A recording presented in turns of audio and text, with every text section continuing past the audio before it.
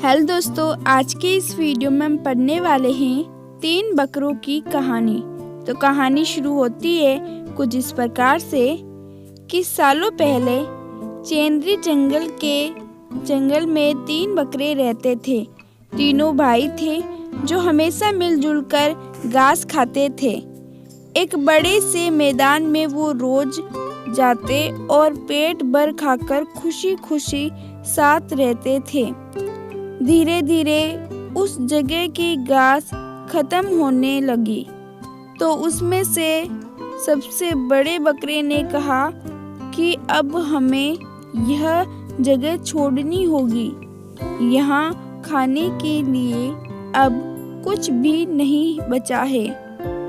तब सबसे छोटे बकरे ने कहा कि नदी की दूसरी ओर ऐसी जगह है जहाँ चारों ओर घास ही घास है।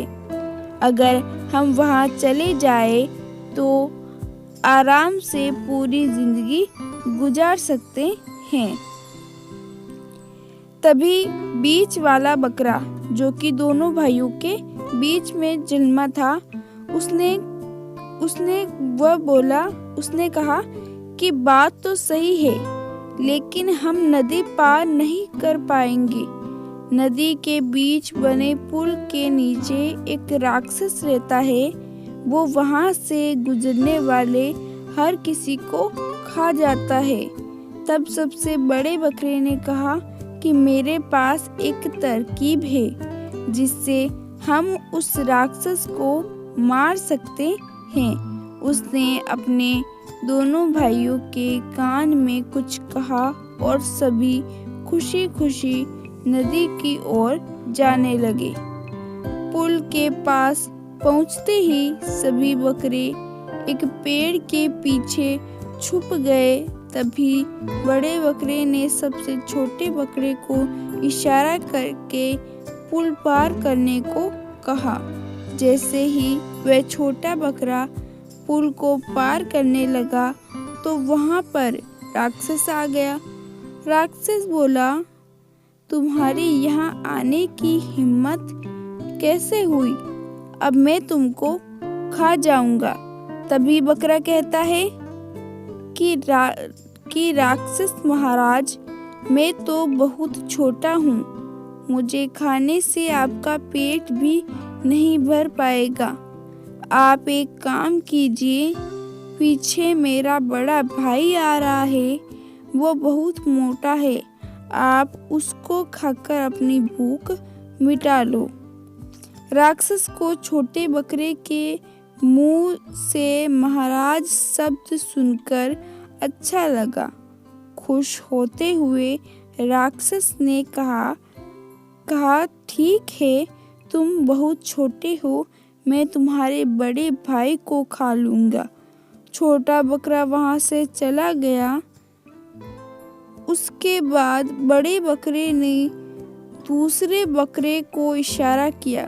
फिर वो भी पेड़ के पीछे से निकलकर पुल पार करने लगा। वहाँ राक्षस पहले से ही था, उसका इंतजार कर रहा था। बकरे को देखकर राक्षस खुश हुआ और उससे कहा कि मैं तुमको खा जाऊंगा। तभी बकरे ने घबराकर कहा, हे राजाधिराज, मुझे खाकर आपको क्या मिलेगा? मैं तो आपके नाश्ते के बराबर भी नहीं हूँ। आप थोड़ा सा इंतजार करें तो आपको ऐसी दावत मिलेगी कि आप कभी नहीं भूलेंगे। राक्षस ने उसकी बात सुनकर पूछा, कैसे? तब बकरे ने कहा कि मेरे पीछे मेरा भी बड़ा भाई आ रहा है, जो मेरे जैसे 10 बकरों के बराबर है। आप उसे कई दिनों तक आराम से खा सकते हैं। राक्षस ने